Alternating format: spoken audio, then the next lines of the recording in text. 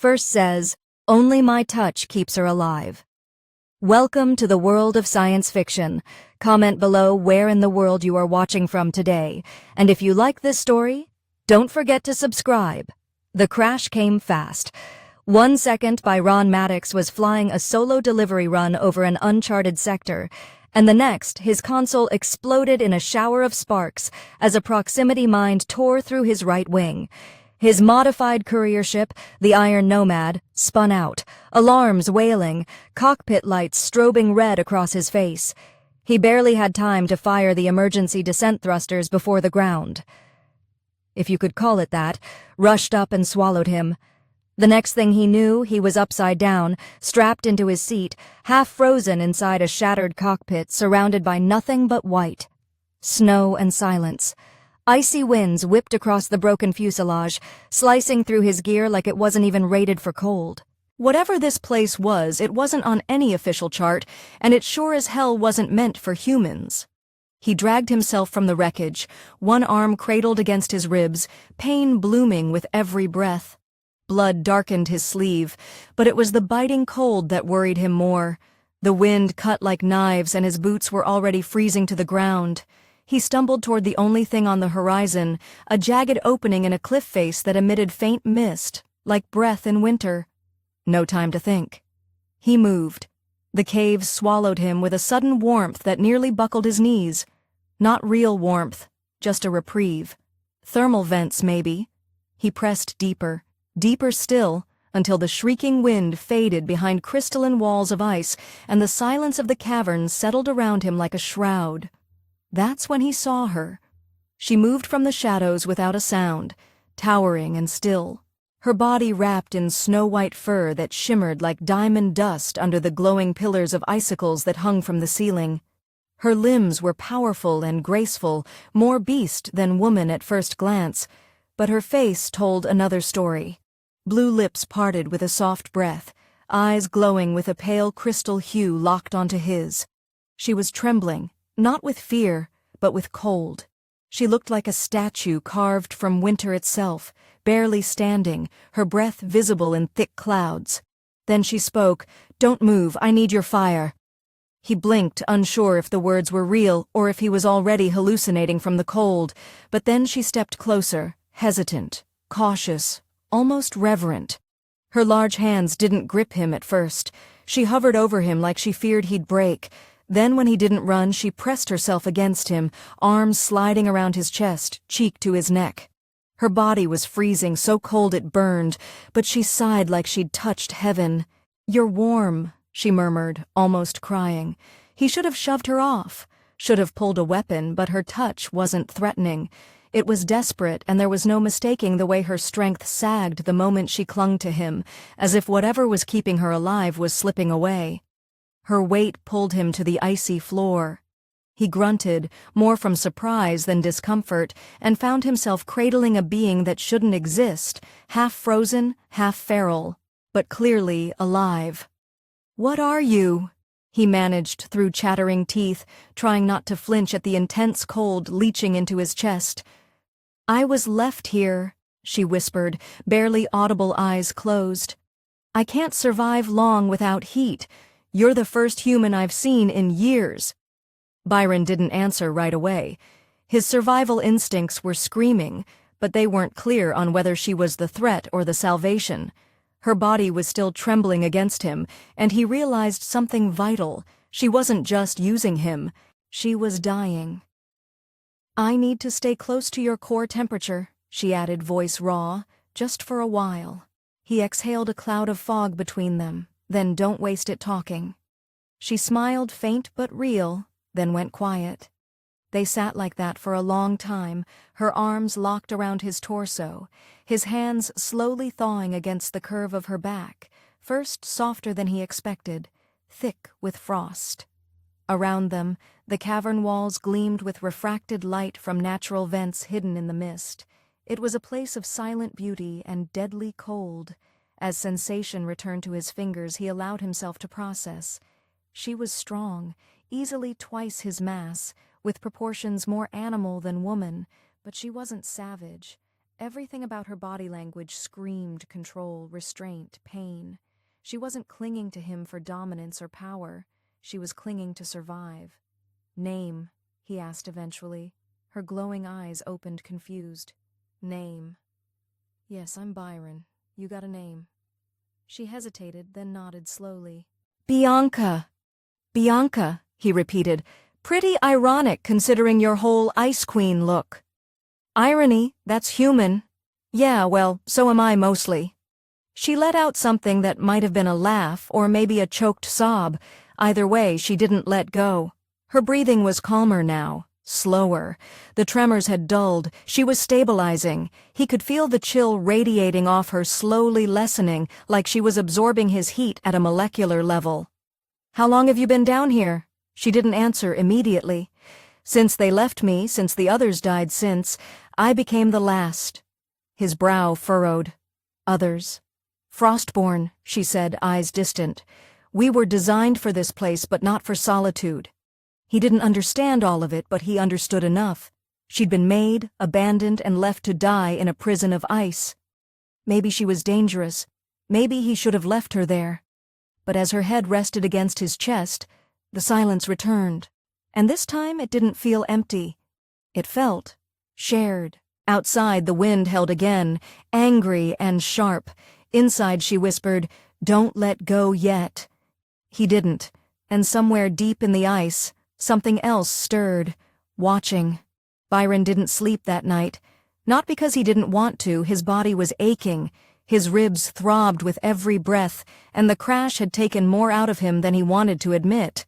But because Bianca never let go, she clung to him like her life depended on it, and from the way her temperature slowly stabilized over the hours, he suspected it really did. Her body, once cold enough to numb his skin, now felt just shy of tolerable, like curling up next to a bag of half-melted snow. He tried not to think too hard about the fact that this beast woman, tall, fur-covered, glowing-eyed, had found comfort in him, a bruised and barely functioning merc with more enemies than friends. What the hell kind of universe stranded someone like her in a place like this? The thought kept looping in his head as the glow of the ice pillars shifted subtly, mimicking the rise of a false dawn. There was no sun here, just geothermal rhythms and ancient machines, still pumping out faint light from deep within the frozen moon's crust. When Bianca finally stirred, her arms loosened, not in rejection but in relief. She blinked, eyes pulsing with that same eerie blue glow, and sat back just enough to study him. He didn't flinch this time. Her gaze wasn't predatory. It was exhausted, grateful, like she didn't expect him to still be there. "I didn't think you stay." Byron scoffed, slowly sitting upright. "Didn't have much choice, did I? You're heavier than you look." She looked almost guilty. "I didn't mean to burden you." He waved it off, stretching his arms and checking the bandage he'd wrapped around his side. "I've had worse. Back when I ran with the Tarvo's crew, I once got pinned under a collapsing transport crate for 16 hours. You're a lot easier on the ribs." That earned the faintest smile, one that faded quickly when she looked toward the deeper part of the cavern. "This place isn't safe." "Yeah, I figured. Your hole don't move or I'll die." Speech kind of gave it away. She stood slowly, rising to her full height. Her body was covered in white fur that shimmered slightly under the faint bioluminescent glow of the surrounding icicles. The curves of her form were less bestial now that he wasn't half frozen, more humanoid than he'd expected, though clearly engineered for harsh environments. Her feet were digitigrade, padded and clawed for traction on ice, and her posture betrayed a warrior's grace. She wasn't just built for survival, she was built for war. "You need to understand," she said quietly, walking toward a narrow tunnel flanked by sheets of rippling ice. "Something hunts this cavern. It's why I stayed so close to the thermal veins. It can't survive the heat, but it's always circling." Byron followed, scanning the environment with a soldier's eye. "Let me guess. Big, fast, and doesn't care much for introductions." She nodded. "It was the first test subject. They couldn't control it when the rest of my kind were abandoned. It remained." "And what? Now it's guarding the place? Cleaning up loose ends?" Her jaw clenched. I think it just wants us gone or dead." The way she said it made it clear which option the creature preferred. Byron glanced behind him, nodding how the faint mist that hung in the air seemed to move differently when stirred by wind versus breath. There were patterns here, trails of motion, evidence of movement far deeper than where they stood. He'd seen enough battlefield terrain to recognize when he was in enemy territory. Whatever was stalking these caves didn't want them resting for long. "All right," he said, adjusting the strap on his gear pack and grabbing what was left of his emergency rations. "Then we don't stay long. We find your way out, a ship, a signal, something." Bianca looked at him like he'd suggested reaching the stars with a rope and a grappling hook. "There is no way out, not unless you brought a backup transport buried under all that wreckage." "I didn't, but I've got a locator beacon, short range, but if we can get to higher ground or find a relay, we might get a ping to someone." She hesitated. "The relay is in the research vault, deep beneath the ice, but that's where it nests." "Of course it is," he muttered, "because nothing's ever easy." Still he didn't back away. That made her tilt her head slightly, studying him with unreadable emotion. "You're not like the others." "What others?" "The ones who came before, the ones who ran, the ones who tried to kill me when they realized what I was." Byron shrugged. "I've met monsters in my line of work, Bianca. You're not one of them." Her eyes widened a little. "You don't even know me." "I know enough," he said. "You saved my ass last night. You could have let me freeze, stripped me for parts, or dragged me off to some horror show nest. You didn't. That counts for something." She looked away, uncomfortable with the praise. He recognized the reaction. He'd seen it in soldiers who didn't believe they deserved survival, people who had lost too much to trust the future. "I'll lead you to the vault," she said eventually, "but I can't promise you'll survive the trek. Then we make a deal. I help you get what you need, heat, safety, whatever. Then you help me get that beacon working. After that, we decide if we go our own ways or not." Bianca paused, then gave a short nod. "Fair." As they moved deeper into the cavern network, the walls grew more jagged, streaked with frozen minerals that shimmered under ambient glow. Bianca walked ahead, every step deliberate, her clawed feet gripping the slick surface like second nature. Byron followed close behind, trying not to show how every breath still burned his lungs and how the cold still knotted his bones. He watched her movements, the way she paused at certain echoes, the way her ears twitched at distant vibrations. She was attuned to this place in a way no human could be. They reached a plateau that overlooked a massive fissure, glowing faintly from geothermal light below. Bianca knelt and pointed to a long path of stepped ice ridges leading down to a blackened structure half buried in frost. "That's the vault. The signal tower's inside. But once we step on that path, the Guardian will know." Byron stared into the depths, jaw tight. "Then we better move fast before it gets hungry." She looked at him, not blinking, and said quietly, "It's always hungry." And with that, they descended together into the frozen heart of danger side by side. The descent was brutal. Each step down the icy ridges felt like a test of endurance, both physical and mental, as Byron placed his boots on slick platforms that threatened to send him tumbling into the glowing abyss below. The ice walls surrounding them pulsed faintly, like the very moon had a heartbeat. The deeper they went, the warmer the air became, just enough to keep the cold from killing him outright. Bianca moved with practiced grace, always a few steps ahead, guiding him without speaking, her body alert and eyes constantly scanning the shadows. Byron noticed how her movements changed the closer they got to the vault, more precise, more defensive. The confident strength she had earlier was now tempered by something heavier, caution, perhaps even fear.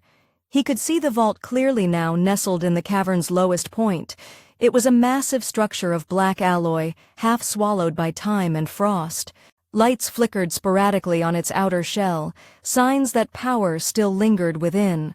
Its jagged silhouette jutted out from the surrounding ice like a scar. The syndicate had built it to last and likely to be forgotten. As they approached, the air shifted, no longer just cold. It felt thick, heavier than it should have been. Something in the pressure made the hairs on his neck rise. Bianca stopped suddenly, motioning for him to stay low. Byron crouched beside her, adjusting the rifle he'd salvaged from the wreck, and followed her gaze toward the edge of the main entryway. A shadow moved, slow, deliberate, massive. It was hard to make out at first. The creature blended with the environment, its body cloaked in refractive scales that mirrored the surrounding ice. As it crept along the edges of the vault, its long limbs barely made a sound. Then it turned, and Byron caught a glimpse of the thing's eyes, glowing a sickly orange, full of primal hunger. It was taller than Bianca by at least 2 heads, all sinew and jagged bone, with a hunched back and clawed arms that scraped the ice with each stride. Its head was elongated, almost insect-like, with a maw that split in 3 directions. It wasn't a beast. It was a weapon, a biological sentinel engineered to patrol and eliminate. Bianca's voice was barely a whisper. It doesn't see like we do, it tracks heat and vibration. Byron didn't move. His grip tightened on his rifle. Can it smell? No, but if we make a sound or get too warm, it'll know. Perfect, he muttered. So we just tiptoe past a heat-seeking murder machine through an ancient death trap. Easy day. She glanced at him, something flickering behind her eyes. You joke too much. It's how I keep from losing it. She didn't reply, but he thought he saw the corner of her mouth twitch. Together, they crept forward along the outer ledge of the vault's main hull. Every footstep was deliberate, every breath measured. The Guardian moved along a patrol loop, tracing the perimeter like it had done it 1,000 times. Byron followed Bianca's lead, his body screaming with tension as they ducked into a recessed maintenance hatch, barely large enough for both of them. Once inside, he exhaled slowly, letting his back press against the cold wall. Bianca remained close, her breathing calm but shallow. We're not safe yet. It knows these tunnels. Byron checked the internal schematic on the ancient access panel beside them. The interface flickered, then responded. Power grid still active. Looks like this vault had multiple redundancies, thermal, solar, and geothermal backups. If we can get to the command core, I can boost the beacon signal. That room is near the center, she said, her voice tightening. That's also where the cryopods were kept. He looked up. You said others were here. They died. Some weren't stable. Others fought the Guardian and lost. She looked away for a moment, her voice low. I buried who I could. The rest were reclaimed by the cold. Byron didn't push. He knew what it was like to carry the weight of ghosts. Everyone who made it this far in life did. Instead, he started moving down the narrow hallway, Bianca close behind their footsteps, muffled by ice-frosted metal. The corridors twisted in strange angles, distorted by years of structural shifts. The air was warmer here, unnaturally so. Condensation dripped from pipes above, evaporating on the floor with quiet hisses. Every sound was a risk. As they entered what looked like a control substation, a flicker of movement flashed across the far end of the hall. Byron raised his rifle, but Bianca stopped him, grabbing his arm. It's not the Guardian. Another figure stepped into view, slumped, dragging one leg. For a split second, Byron thought it was human. Then it turned its head, and he saw what remained of its face. Pale, half-rotted flesh clung to a cracked skull, and glowing blue eyes flickered like dying lanterns. The thing opened its mouth, emitting a distorted sound that echoed down the corridor like a broken recording. Frostborn Bianca whispered, one of the failed ones still alive or something like it. The creature shambled toward them, slow but deliberate. Bianca moved in front of Byron without hesitation. Let me handle this. He didn't argue. She stepped forward, arms out, palms open. You remember me, don't you? We trained together, Sarahs, that was your name. The thing paused, twitching. It tilted its head, emitting a low sound that almost resembled her name. Then it lunged. Bianca was faster. She caught it mid-stride, wrapping her arms around its torso and driving it into the wall with a sickening crunch. She held it there, murmuring something in a soft language Byron didn't understand. The creature shuddered, then went limp. She eased it down to the floor, cradling its head for a moment before closing its eyes. Byron watched, stunned. "You didn't kill it. It was already dead," she said quietly. "Just stuck." He wanted to say something, but the way she looked at the fallen Frostborn made it clear words wouldn't help. Instead, he crouched and examined the damaged ID tag still clinging to the creature's suit. The Syndicate symbol was still visible, half burned, half frozen. "They made you all like this?" he asked. "No," Bianca said. "They made us to serve. What we became was a side effect." Byron stood, eyes narrowing. "Then let's find that core. I've got a message to send and someone needs to know what happened down here." Bianca gave a single nod. For the first time there was a glimmer of fire in her eyes. Together they moved deeper into the vault, unaware that the Guardian had altered its patrol, now heading directly toward their path. The silence inside the vault wasn't natural. It wasn't the silence of emptiness or peace. It was the silence of places that had seen too much and chosen to forget. The farther Byron and Bianca moved into the heart of the facility, the more the walls seemed to close in, as though the structure itself resented being disturbed. Cracked lights buzzed above their heads, flickering with residual power drawn from long-neglected systems. Exposed wires hung like vines in the narrow halls, sparking quietly. Everything smelled faintly of metal, rot, and frost. Bianca led with purpose now, her gait sharper, more urgent. Her eyes scanned every corridor, every intersection. Byron could see the tension in her shoulders growing. This wasn't just a vault to her. It was a graveyard. As they turned into a wider atrium, he paused. The space opened into what looked like an observation deck, once encased in glass, now half collapsed and buried in ice. Below them he could see several cryopods, most cracked, some shattered entirely.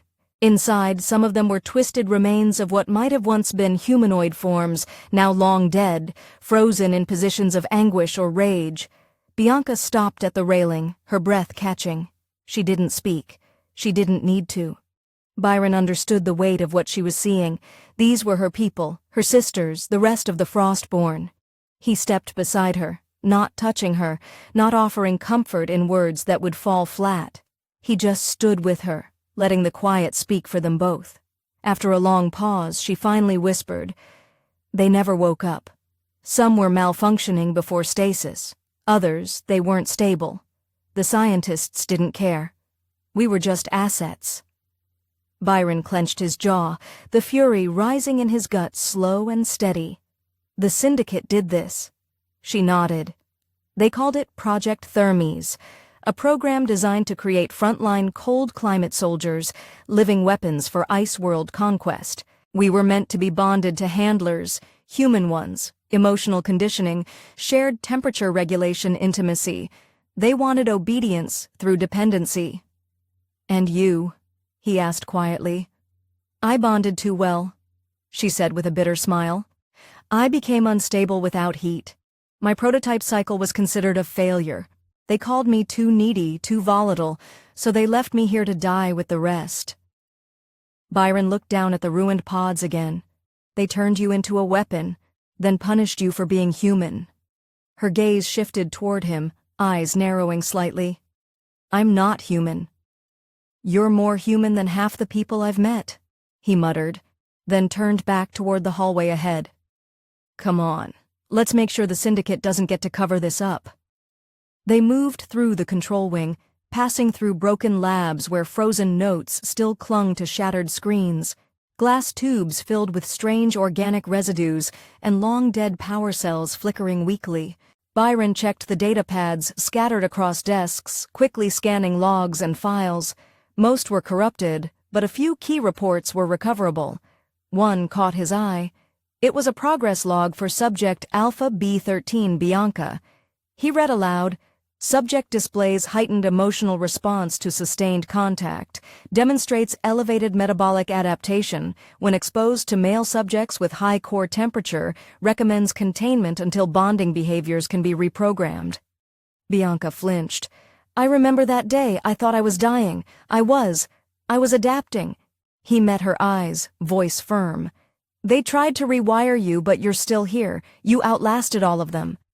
Before she could respond, a deep metallic groan echoed through the vault. Bianca stiffened. It's here! Byron moved to the door, rifle up, eyes scanning the corridor. The Guardian didn't announce itself with roars or stomping feet. It moved like a phantom, silent, efficient, and predatory. The only warning was the slight increase in heat displacement, a subtle shift in the air as it searched for warmth. They ducked into a side room as the sound of scraping claws on metal passed by, slow and methodical. Through the cracked glass of a shattered window, Byron caught a glimpse of it, the same massive creature but now closer, clearer. Its body was armored with layered biometallic scales, and its limbs moved with terrifying precision. It didn't look like something that evolved. It looked like something designed by committee, every inch of it optimized to kill. They held their breath as it paused outside the room. Bianca gently pressed her hand to Byron's chest, steadying his breathing, her fur brushing his jaw. The contact was grounding.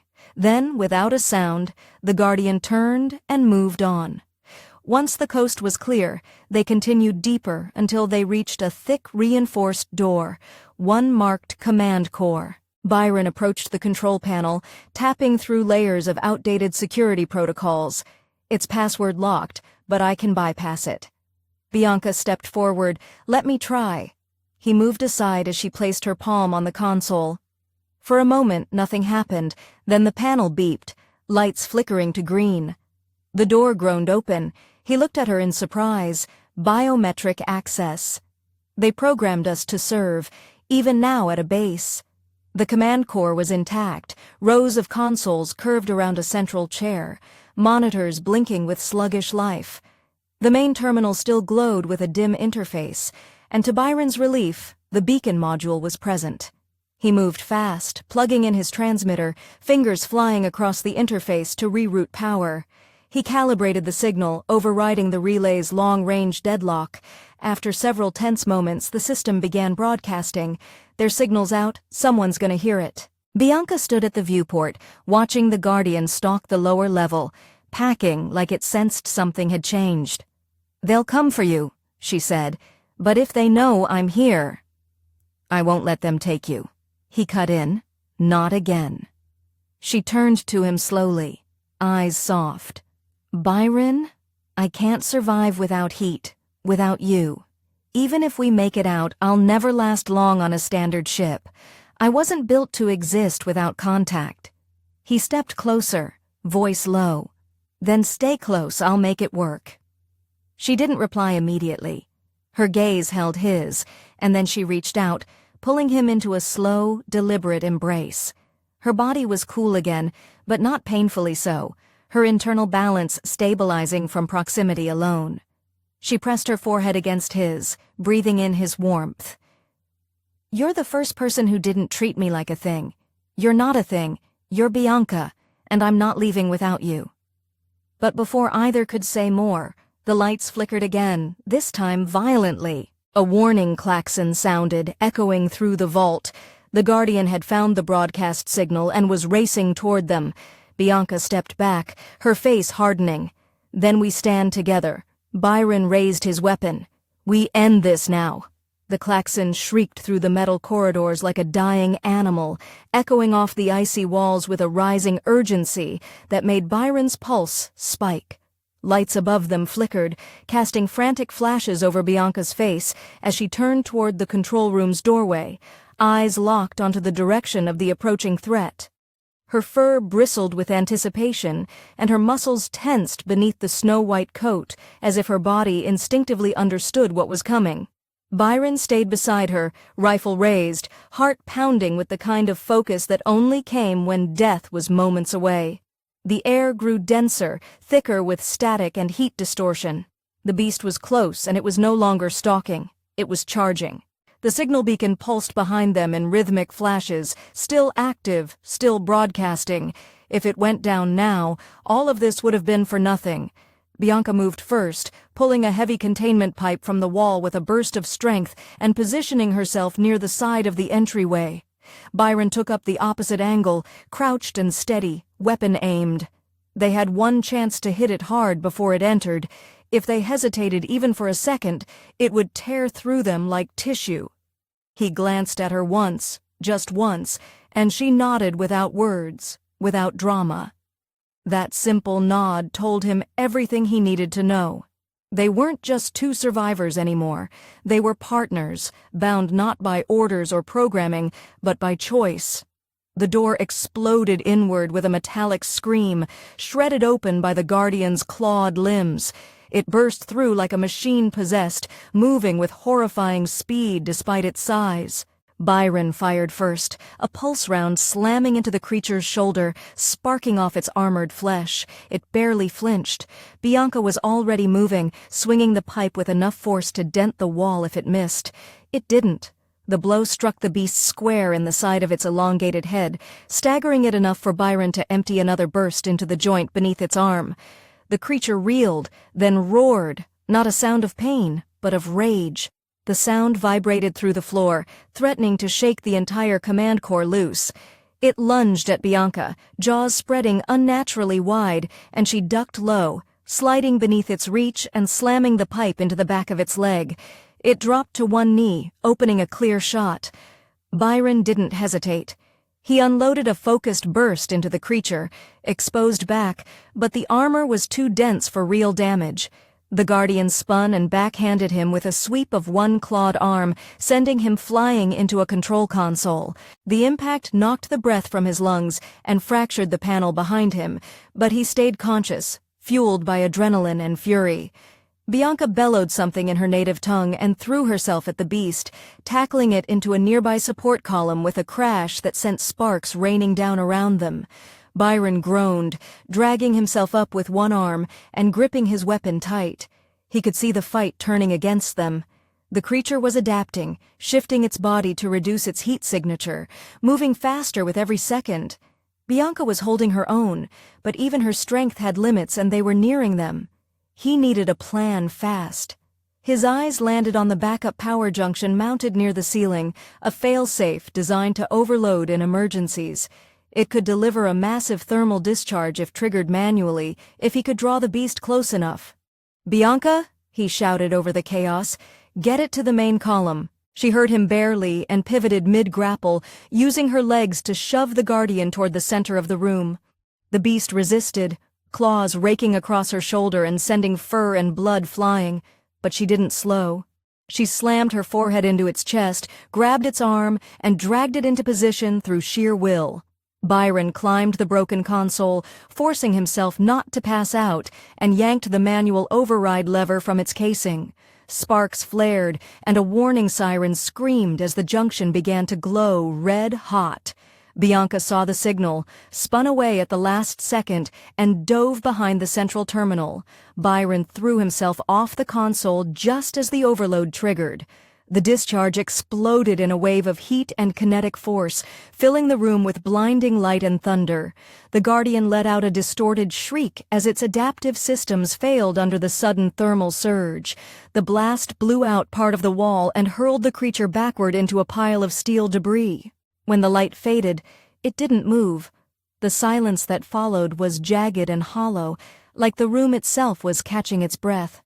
Byron lay flat on his back, ears ringing, staring at the ceiling. For a long moment, he couldn't tell if he was alive or dead. Then Bianca appeared above him, blood running down her fur, eyes wide with worry. She touched his cheek gently, her fingers trembling. "You're warm," she whispered, "still warm." He coughed, laughing despite the pain. "Damn right I am." She helped him sit up, one arm wrapped carefully around his ribs. Together they limped toward the edge of the room and looked back at the Guardian's motionless body. It was still smoking, the metallic sheen of its armor blackened and cracked. One eye flickered once, then went dark. "Is it dead?" he asked. "For now," she said, "but we need to go. Reinforcements could be coming. The beacon will bring someone, but maybe not allies." He nodded, jaw tight. "We need to find a place to hold out until they arrive." She paused, looking uncertain. "There's a secondary chamber near the geothermal pools. It's warmer there, safer for me." "Then that's where we go," he said, reaching for her hand. "We stay together." She laced her fingers through his. "You're not afraid of me." "I've been afraid of a lot of things," he said. "But you never." They made their way slowly through the ruined corridor, leaning on each other with every step, two broken beings who had survived something unforgivable. And despite everything, the blood, the frost, the fight, they held on to the heat between them as if it were life itself. Because it was, the geothermal chamber lay far beneath the original vault, past collapsed corridors and sealed-off labs where the Syndicate had once hidden its secrets beneath layers of frost and stone. It was a natural formation, accidentally discovered, barely documented, and completely abandoned when the Frostborn project was shut down. But Bianca knew the way. She had crawled through these halls in her earliest days, half feral and desperate, learning the shape of her prison. The path was steep, slick with condensation and the soft hiss of escaping steam, but it was navigable, and most importantly, it was safe for now. Byron kept one arm around her waist, steadying her, not because she was weak, but because they had become so attuned to one another that being apart felt wrong. Her wounds were superficial, but exhaustion clung to her like a second skin, and every step she took was slower than the last. Byron's body screamed in protest with each movement, ribs bruised, shoulder aching, vision flickering from the force of the earlier blast, but none of that mattered. They had survived. That was the only thing he cared about. Surviving meant moving forward.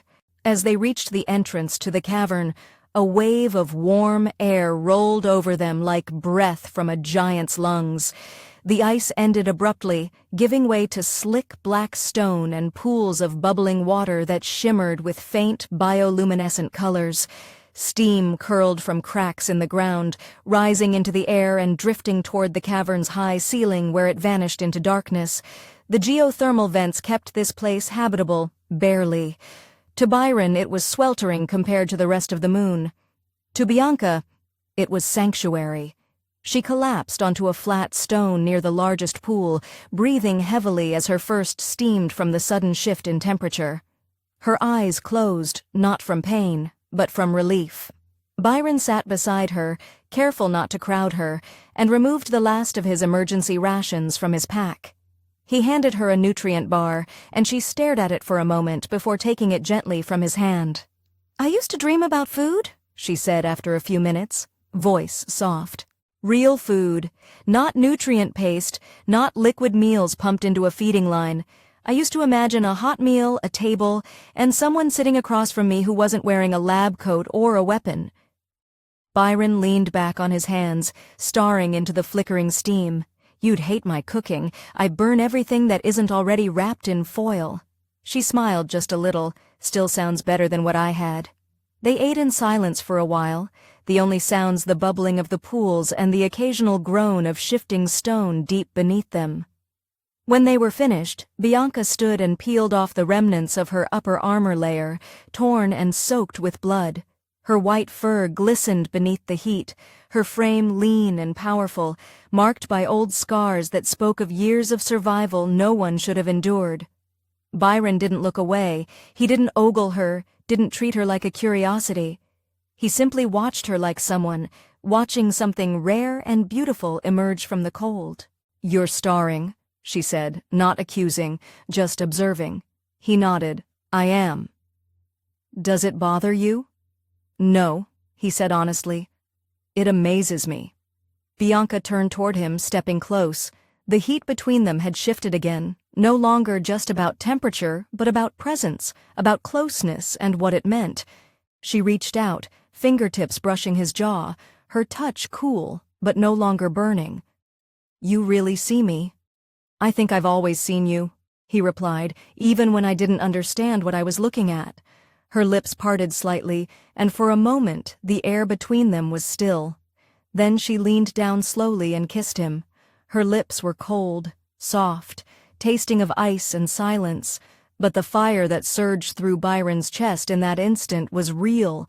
It wasn't desperate, wasn't frenzied. It was quiet, steady, built from survival and trust and shared pain. When she pulled back, her eyes shone like twin shards of glacier light.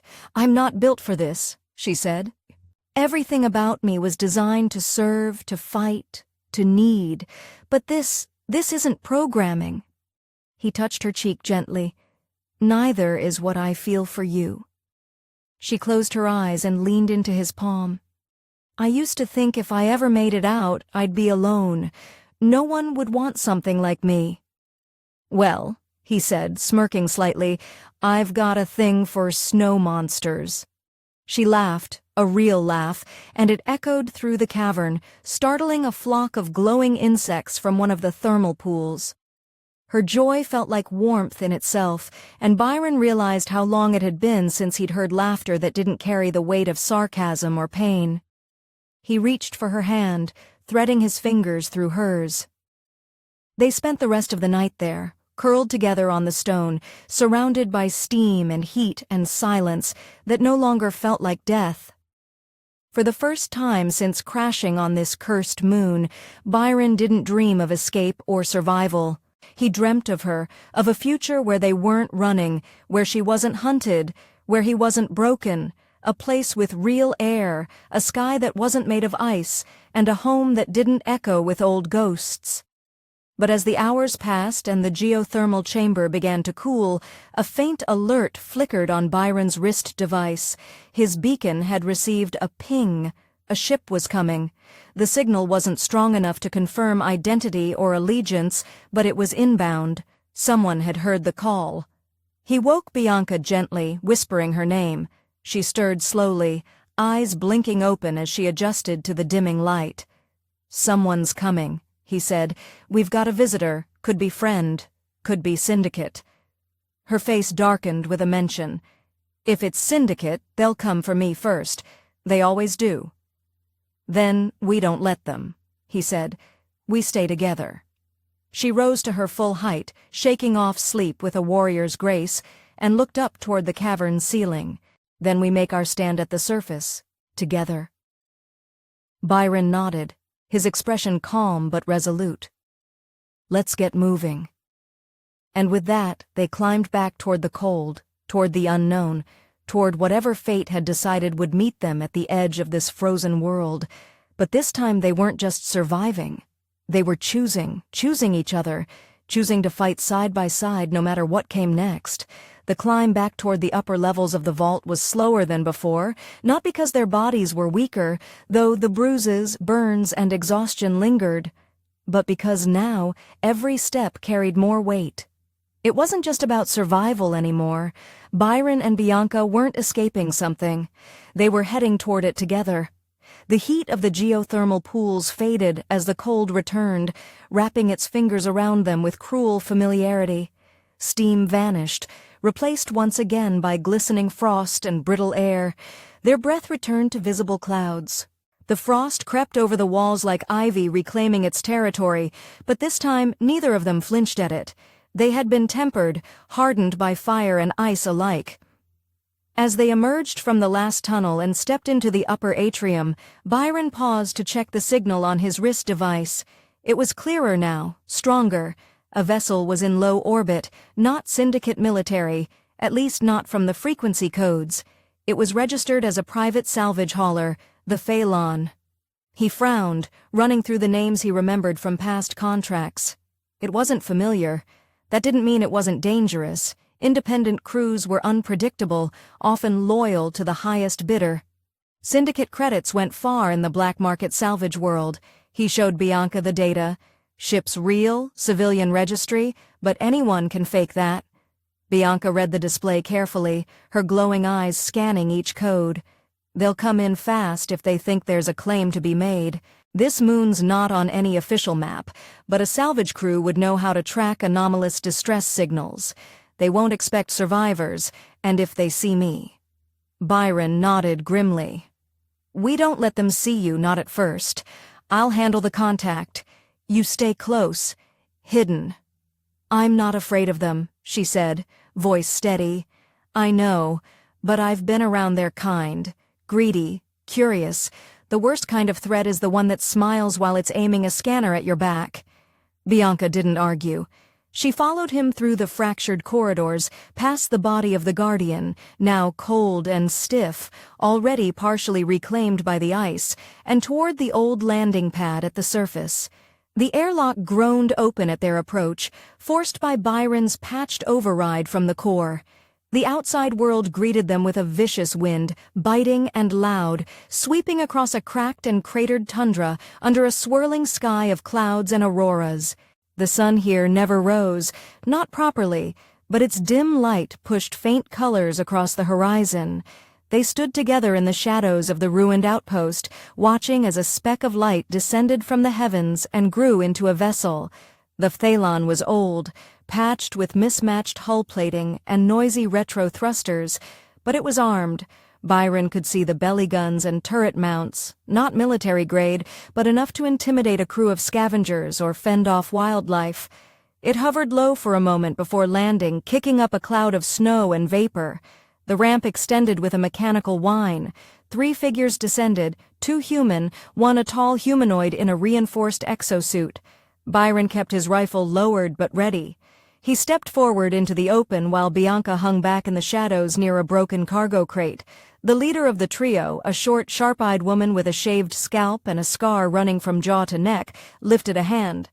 "Signal came from this wreck. You the one who sent it?" Byron gave a nod. "Yeah, Byron Maddox. Ship went down during a courier run. I've got black box data, core samples, and syndicate research files. The whole vault down there still active. You interested?" The woman squinted at him, then gestured to the man beside her, a lanky tech specialist already pulling out a scanner.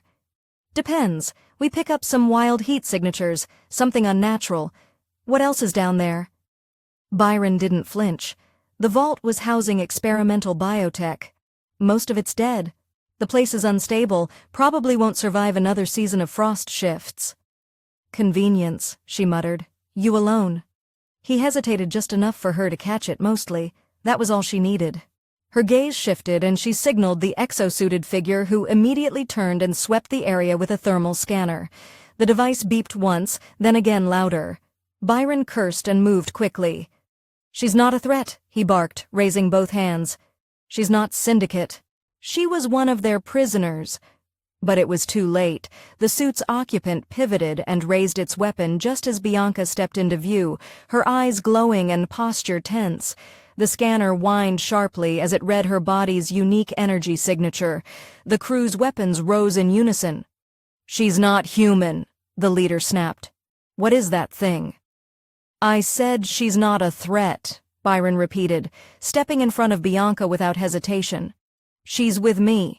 She saved my life. We took down the Guardian together." The tension escalated fast. Fingers hovered over triggers.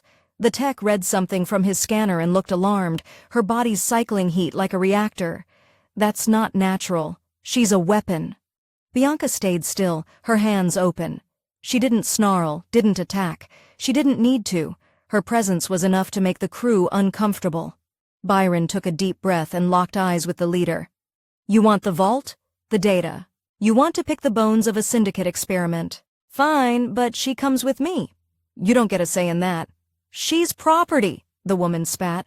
"Syndicate prints are all over her design. You think the moment someone sees her, they won't track her back to whoever pulled her from the ice.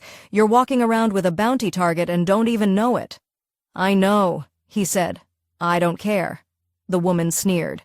"Then you're a fool." Byron stepped closer. "No, I'm the one holding the data you want. And if you so much as twitch wrong, I'll bury every file and take it with me into the snow. You'll leave here with nothing." The crew hesitated. The tech looked uncertain. The exosuit didn't move. Finally, the woman exhaled sharply and waved them down. "Fine," she said. "We'll take you both, but you ride separate until we figure out who you're dragging on board." Byron didn't thank her. He just turned to Bianca and nodded. She stepped forward, and though her expression was unreadable, her body remained relaxed. She didn't trust them. Neither did he, but they had what they needed, a way off this frozen hell and a shot at something more. As they boarded the ship, Byron sat beside her and leaned in clothes. "We're not done fighting. You know that, right?" She nodded slowly. "I don't mind." As long as we fight together.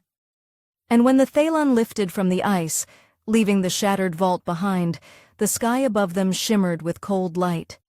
But within the ship, heat pulsed between them, steady and sure. Not just warmth of body, but something deeper, something real. The Thalon was no luxury vessel. It smelled faintly of engine coolant and recycled air, and its hallways were narrow and lit by dim overhead strips that buzzed at irregular intervals. The crew operated with the twitchy precision of people used to salvaging wrecks from war zones, always half expecting an explosion or betrayal. Byron had seen their type before, had even run with crews like them in younger years. He recognized the way they eyed every piece of tech like it had a price tag floating over it. Their interest in him had faded fast once they learned he wasn't carrying high-end syndicate hardware, but their attention toward Bianca hadn't wavered. Not once. She felt it too. He could see the stiffness in her posture, the way she kept her back to walls, always near an exit or a vent. Her glowing blue eyes never stopped moving, scanning every angle. She didn't speak to the crew. She didn't need to. Her silence spoke volumes. Byron stayed close, always positioning himself between her and the others without making a show of it. He was careful not to escalate tensions, but he didn't soften either.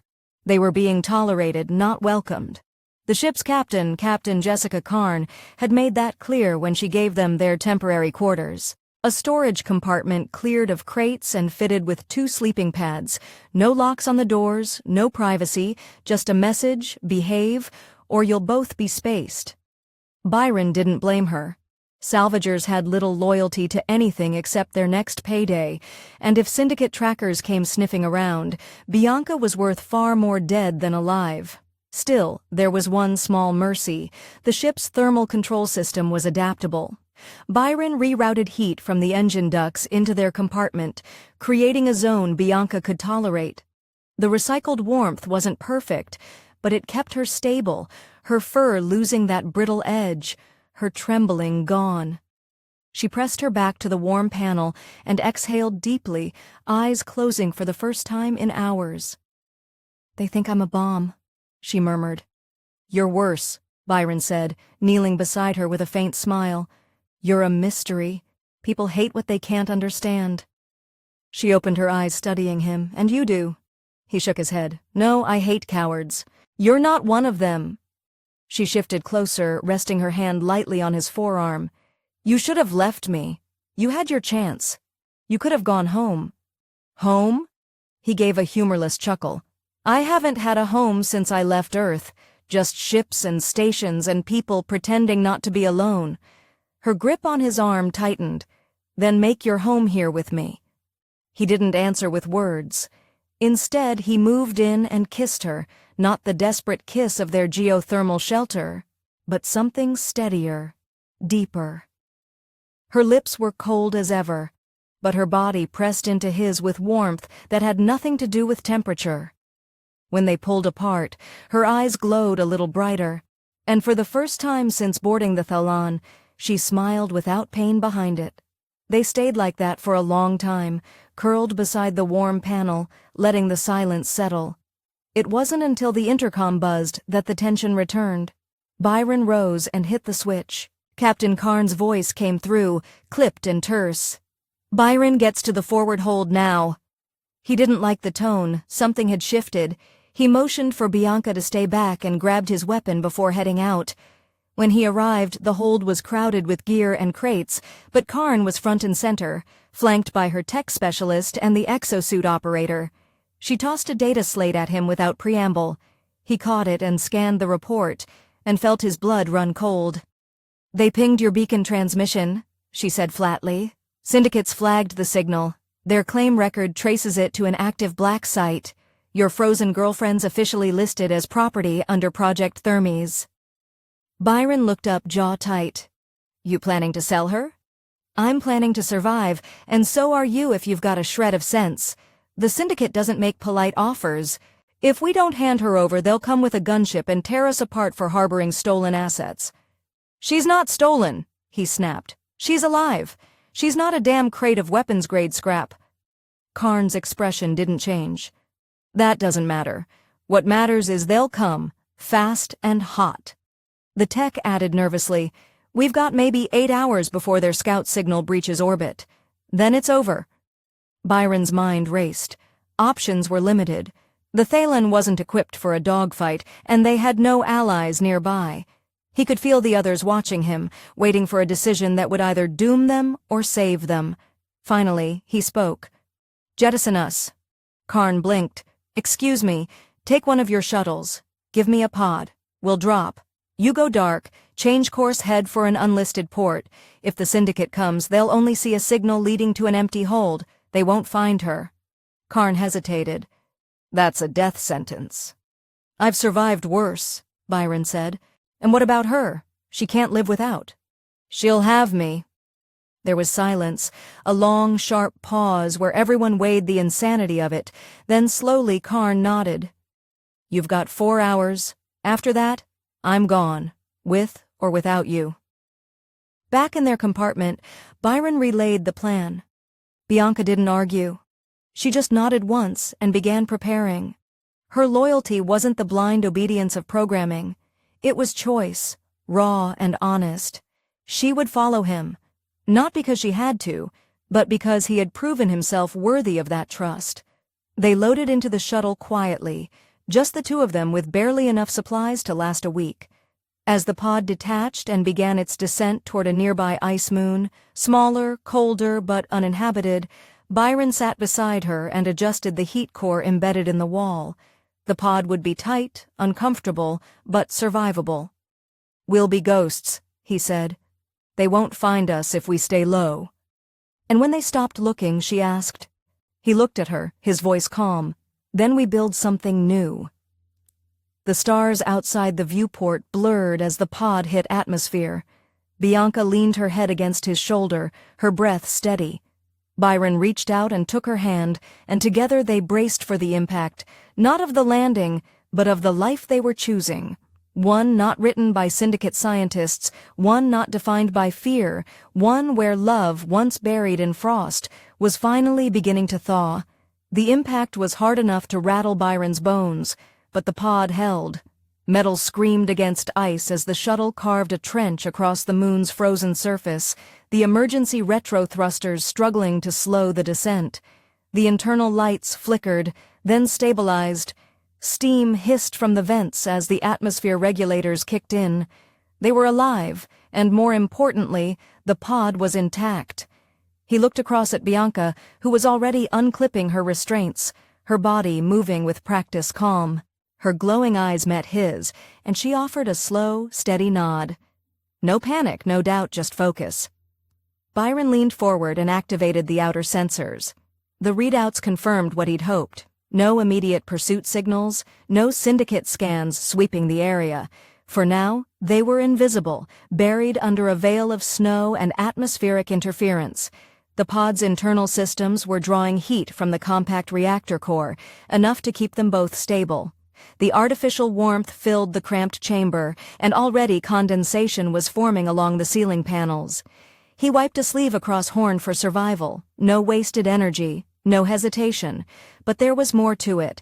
Lac glaciers stretched into the horizon, untouched and lifeless. A perfect place to disappear. Bianca stood and moved to the back wall, checking the emergency packs and filtration systems. Byron watched her in silence for a moment. Even now, in the dim flicker of backup lights, she moved like someone born for survival. No wasted energy, no hesitation. But there was more to it now. She wasn't just functioning, she was present.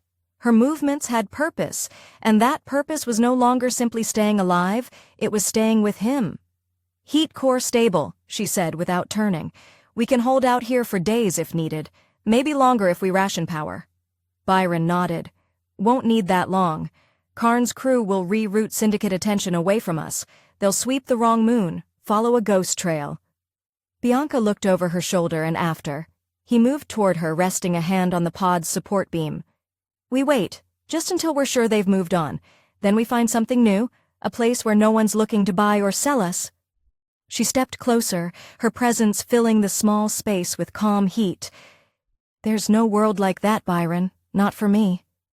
"There will be," he said. "I'll find it or build it." Her eyes softened. For someone engineered, someone who'd spent so much of her life treated like a project, a tool, a mistake, he could see how deeply those words struck. He wasn't making promises for effect. He wasn't playing hero. He was speaking truth, the kind that settles deep and doesn't need repeating. She placed a hand on his chest, feeling the steady rhythm of his heart beneath the fabric. "You're the first person who's ever looked at me and didn't see a threat or a failure. You saw someone worth saving." He placed his hand over hers. "You were never the one who needed saving. I was." They stayed like that for a while, the hum of the reactor core the only sound between them. The pod was small, but it was warm, and it was theirs. Outside, the storm howled wind against hull, ice shifting across the landscape, but in here there was peace. Not comfort, not luxury, but something real. Later, Byron rigged the pod's small antenna to emit low-frequency scans. Not enough to draw attention, but just enough to map the terrain and locate any natural caves or structures they could move into if the pod lost power. He didn't like the idea of staying still for long. Movement kept predators confused. That rule applied to syndicate agents just as much as wildlife. As the day, if it could be called that, war on the cold outside intensified. The moon's atmosphere thickened with drifting ice particles, making visibility difficult. The pod began to strain under the temperature drop. The walls creaked. Bianca lay beside him, her body pressed close, the curve of her back resting against his chest. Her long limbs folded neatly to conserve space. Even in rest, she was elegant, controlled. He could feel the slow rise and fall of her breath against him. It grounded him in a way nothing else could. His thoughts drifted. He thought of his old life, his ship, the aimless jobs, the empty alliances. None of it had mattered, not until he'd stumbled into that frozen vault and found her, alone, half-frozen, clinging to life. She had been designed to bond, to cling for heat and depend on others, but it was never desperation. It was instinct, intimacy carved into her biology. What the syndicate failed to understand was that true connection couldn't be forced. She had bonded with him not because she was built that way, but because he had met her not with fear or exploitation, but with honesty. And she had chosen him in return. She stirred, blinking slowly. "I dreamed again." He shifted, brushing a hand gently through her thick white fur. "What about?" "I was in the vault, but it wasn't cold. The walls were green, growing, covered in vines. There were others like me, but they weren't afraid anymore. They were free." He smiled faintly. Sounds like somewhere worth finding. She turned to face him, her expression unreadable but intent. "We could make it real, not just run, not just hide, but actually find others like me, help them. You think there are more. There were at least 9 pods still sealed when I last checked. I don't know if they survived, but if they did, they're out there. Scattered, alone, maybe scared, maybe angry." Byron thought about it. The logical part of his mind screamed that it was a terrible idea, tracking down rogue syndicate experiments, fighting whatever other monsters they might have left behind. But another part, the part that had held Bianca through the worst nights and kissed her beneath the heat vents of a dying world, knew there was no other future that would mean anything. This wasn't just about escape, it was about purpose. "Then when we move," he said, "we don't just go looking for safety, we go looking for them." Bianca nodded. "They'll be afraid of you." He smiled, brushing her cheek with his thumb. "Then I'll do what I did with you. Stay close. Stay warm." They lay together again in silence, the soft thumb of the pod, a quiet heartbeat beneath them. Outside, the storm raged. Inside, hope took root, not the fragile kind that crumbles under pressure, but the stubborn, defiant kind that burns even in the coldest places. The universe didn't make space for people like them, so they would carve their own. The pod systems began to fail exactly 9 days after landing. The reactor core could no longer keep up with the encroaching cold, and the heat regulation slipped degree by degree until frost returned to the walls. Byron knew it was coming. He'd been watching the readouts for days, stretching their energy reserves as far as they would go. He didn't tell Bianca at first, she already knew. She could feel the difference in the air, the tightening bite of the cold, the sharpness in her breath, but neither of them panicked. They had already decided they wouldn't die inside a box, buried on some nameless ice moon. If the pod failed, they would leave it. They would keep moving, and they would do it together. On the 10th morning, the final thermal coil gave out. The last pocket of warmth flickered away, and the pod dimmed with a soft whine. Byron rose, layered in everything they had, and helped Bianca into her armored coat, more patchwork now than functional. Her fur bristled as she adjusted to the dropping temperature, but she didn't tremble. She didn't lean on him. She stood on her own, radiant and ready. They exited the pod into a world swallowed in white. The storm had calmed but left behind a wasteland of untouched snow stretching in every direction, broken only by jutting ice shelves and the glow of distant thermal fissures. Byron activated the beacon module they'd salvaged from the wreck, reprogrammed short range, just powerful enough to bounce a signal if someone happened to be passing by. Not a distress call, just a mark in the void. A flag that said, "We're still here." For the next 2 days they walked. At first it was cautious, step by step, conserving heat and checking their bearings, but by the 3rd day they moved faster, stronger, having adapted to the rhythm of survival. Bianca had scouted a crater on the edge of the map, one she remembered seeing from the pod's scans. It showed geological heat activity. It meant possibility, and possibility was all they needed. By the time they reached the crater's ridge, the storm had returned, but not with the same ferocity. It was a curtain now, thin snow drifting across the wind, gentle but blinding. At the base of the crater lay a shallow cave, barely large enough for shelter, but it radiated warmth.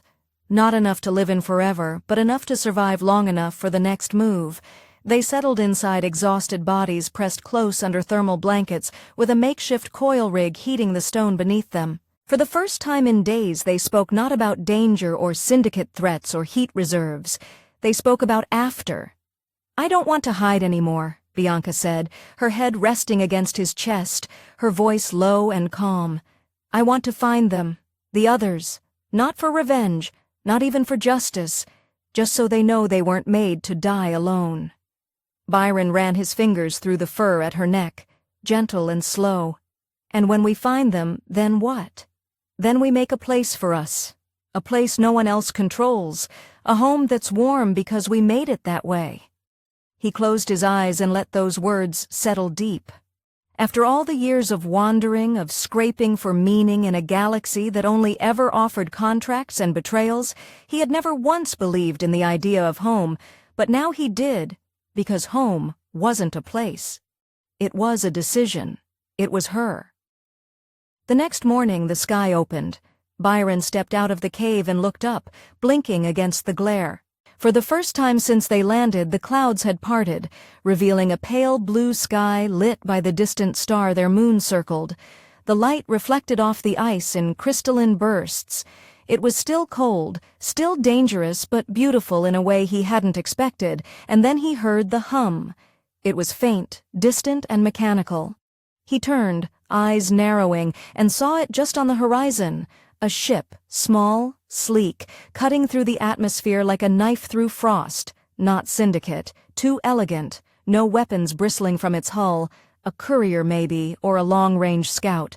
Byron waved his hand over the transmitter, boosting the signal. The ship altered course. Bianca stepped beside him, her face calm but her eyes bright. "They're coming." He looked at her. "You sure you're ready to trust someone else again?" "I don't have to trust them," she said, taking his hand. "I trust you." The ship landed with care, its engines pushing aside snow as the ramp lowered, and a single figure stepped out, unarmed, wrapped in diplomatic robes, visor down. They approached slowly, respectfully, stopping just outside the crater. "I received your signal," the figure said through a modulated voice. "You're survivors." Byron didn't answer right away. He looked at Bianca. She nodded. "Not just survivors," Byron said. "We're building something new." The figure tilted their head. Do you require extraction? Yes, Bianca replied, but not to be taken to be transported to where we can begin again. The stranger didn't argue. They simply extended a hand, and after a long pause, Byron and Bianca stepped forward together. They boarded the ship not as fugitives or cargo, but as two beings who had earned the right to choose their future. As the ramp sealed and the ship lifted into the sky, Bianca sat beside him in the passenger bay, her hand wrapped in his. Her body leaned into him not out of desperation, but because it was right. He turned to her, brushing a strand of white hair from her face, and she looked back with the kind of love that no experiment could manufacture. He kissed her once more, slow, sure, unafraid. When they broke apart, she smiled. Warm enough, she teased. He grinned, always with you. And as the stars opened before them, the cold was left behind. Not just the frost and the storms, but the loneliness, the pain, the past. What remained was something forged in fire and ice, in choices made freely and promises kept. They didn't need a destination anymore. They had each other, and that was enough.